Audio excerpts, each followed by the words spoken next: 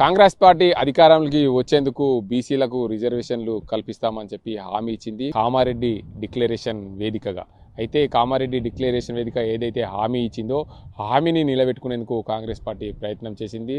42% రిజర్వేషన్లు కల్పిస్తూ ఆర్డినెన్స్ జారీ చేసింది. ఇదే అంశానికి సంబంధించి మాట్లాడేందుకు కాంగ్రెస్ పార్టీ అధికార ప్రతినిధి బాసా వేణుగోపాల్ యాదవ్ ఉన్నారు.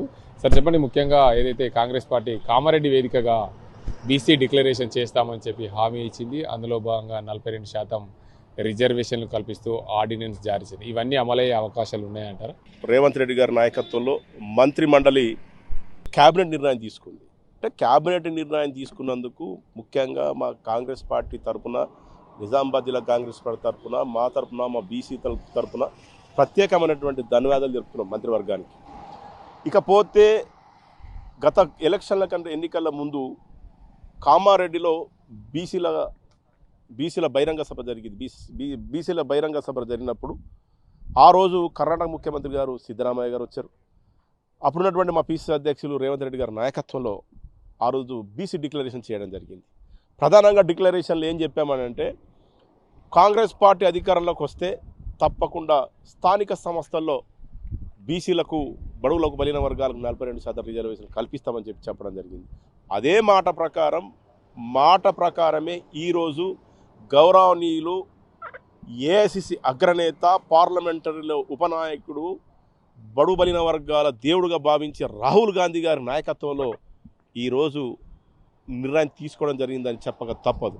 దాని మాదిరిగానే ఈరోజు మా ముఖ్యమంత్రి అగ్రవర్ణానికి చెందినప్పటికీ కూడా బీసీల కోసం, అట్టడు వర్గాలు కూడా రాజకీయంగా, ఆర్థికంగా ముందు అడుగులు ఉండాలి, స్థానిక సంస్థల్లో కూడా అవకాశాలు ఉండాలి, వాళ్ళకు కూడా అవకాశాలు దక్కాలనే ఉద్దేశంతో మాకు ధైర్యంగా ఉండి ఈరోజు 42% రిజర్వేషన్ అమలు చేసేందుకు కృతనిశ్చయంతో పట్టుదలతున్నటువంటి ప్రభుత్వం కాంగ్రెస్ ప్రభుత్వం. అయితే ప్రధానంగా చెప్పండి, కాంగ్రెస్ పార్టీ ఏదైతే 42% ఆర్డినెన్స్ జారీ చేసింది బీసీలకు స్థానిక సంస్థల రిజర్వేషన్లో భాగంగా, అయితే కొంతమంది నేతలు, కొన్ని పార్టీలకు సంబంధించిన నాయకులు మా వల్లనే, మేము పోరాటాలు చేయడం వల్లనే ఇది సాధ్యమైంది, కాంగ్రెస్ పార్టీ అమలు చేసింది అని చెప్తున్నారు.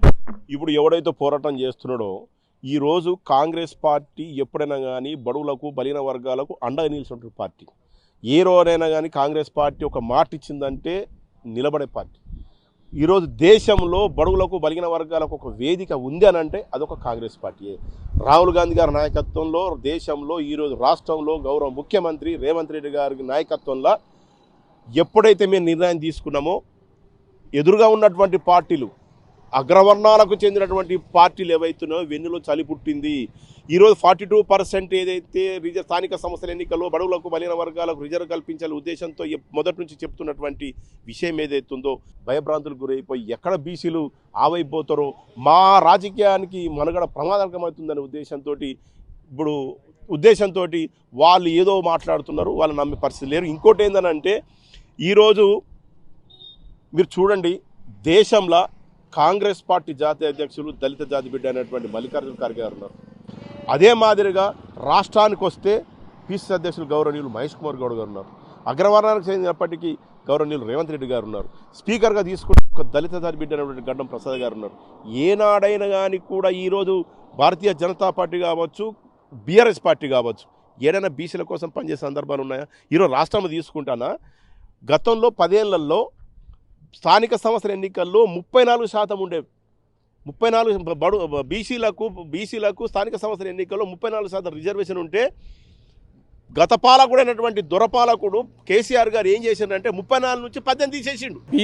బీసీల రిజర్వేషన్ల కోసం మాట్లాడి అగ్రవర్ణాలు, ఇతర నాయకులు, ఇతర కులాలకు చెందిన వారు ఎవరు కూడా మాట్లాడకూడదు అనేది కామెంట్ చేశారు. దాన్ని మీ పార్టీ ఆయనను సస్పెండ్ చేస్తున్నా?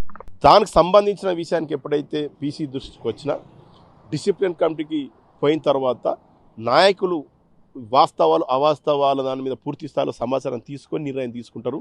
కానీ ఏకపక్షంగా నిర్ణయం తీసుకునే పరిస్థితి కాదు. ఇప్పుడు అదే చెప్తున్నాను, బీసీల గురించి మాట్లాడే హక్కు పెటెంటు ఒక కాంగ్రెస్ పార్టీదే. కాంగ్రెస్ పార్టీలో అన్ని రకాల కులాలు, మతాలు, అన్ని రకాలు ఉంటారు. అలాంటిది కేవలం బీసీలే మాట్లాడన్నప్పుడు ఇతర కులాల వారికి మాట్లాడే హక్కు లేదా? బీసీలకు రిజర్వేషన్ కావాలని కాంగ్రెస్ పార్టీలో బీసీలే మాట్లాడడానికి అధికారం ఉంది. ఎవరైనా బీసీల మీద ప్రేమ చూపించినట్టు ఏ నాయకుడే మాట్లాడే అధికారం ఉంది మన ప్రజాస్వామ్యంలో. ఎమ్మెల్సీ అన్న మాటలు ఎలా ఇప్పుడు ఎమ్మెల్సీ అనే ఆయన విషయానికి వచ్చినప్పుడు ఆయన ఏ మాట అన్నాడో నాకైతే పూర్తి సమాచారం లేదు.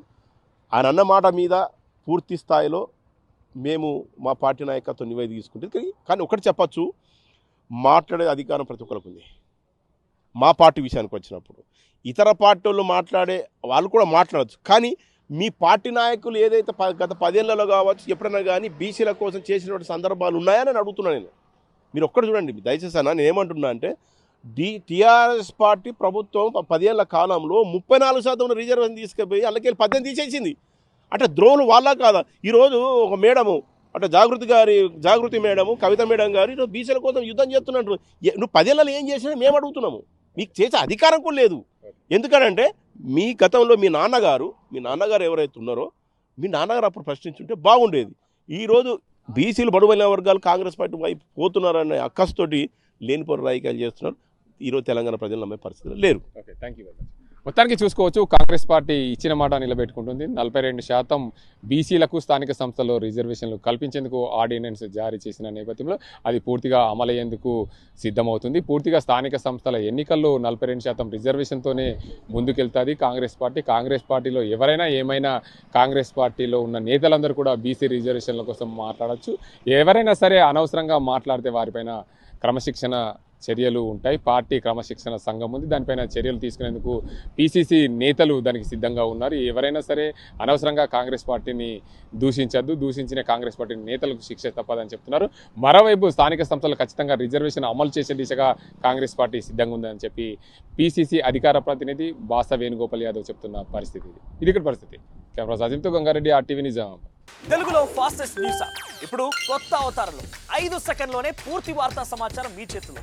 సోషల్ మీడియా ట్రెండ్స్ మీ కళ్ళ ముందుకే live TV and voice search ఆప్షన్స్తో ఇప్పుడే డౌన్లోడ్ చేయండి. యాప్ లింక్ డిస్క్రిప్షన్లో ఉంది.